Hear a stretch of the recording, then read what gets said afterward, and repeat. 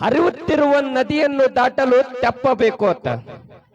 ಹರಿಯುತ್ತಿರುವ ನದಿಯನ್ನು ದಾಟಲು ತೆಪ್ಪಬೇಕು ಅಂತ. ಸುಂದರವಾದ ಹೆಂಡತಿಯೊಂದಿಗೆ ಸಂಸಾರ ಸಾಗಿಸ್ಬೇಕಂದ್ರೆ ಮುಚ್ಚಿಕೊಂಡು ತೆಪ್ಪಗಿರ್ಬೇಕಂತ.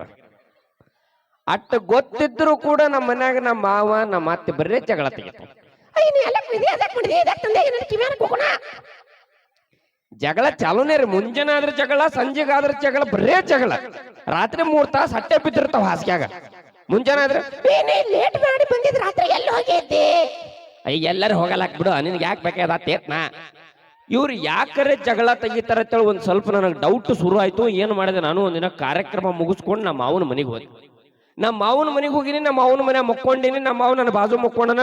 ಮುಂಜಾನೆ ನಮ್ಮ ಅತ್ತಿ ಪೈಕಾನಿಂದ ಹುಡ್ಕೊತ್ ಬಂದ್ರು. ಹೆಂಗ್ ಹುಡ್ಕೊತ್ ಬಂದ್ರು? ಏನು ಅಂದ್ರಿ ಇವ ನಮ್ಮ ಮಾವ ನಿದ್ದೆಗಣ. ಏನಾಗ್ಯದ ಅಂದಿವ.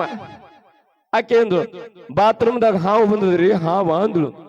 ಬಾತ್ರೂಮ್ದಾಗ ಹಾವು ಬಂದು ನಮ್ಮ ಮಾವು ದೊಡ್ಡ ಬಡ್ಗಿ ತಗೊಂಡು ಬಾಹುಬಲಿ ರೇಜಿಗೆ ಹೋದ. ಇನ್ನೇನು ಹಾವಿಗೆ ಹೊಡಿಬೇಕು ಅನ್ನೋದ್ರಾಗ ನಮ್ಮ ಅತ್ತಿ ಕೈ ಹಿಡ್ದು ಒಂದು ಮಾತಂದ್ರು. ಬಾಳ ಕಾಡ್ತಾರ ಹೆಣ್ಮಕ್ಳು. ರೀ, ನೀವು ಹೊಡ್ಯಾಕ್ ಹೋಗ್ಬೇಡ್ರಿ, ಯಾರು ಗಂಡಸರು ತಿರ್ಕರ್ರಿ ಅಂತ ಹೇಳಕ್ಕೆ.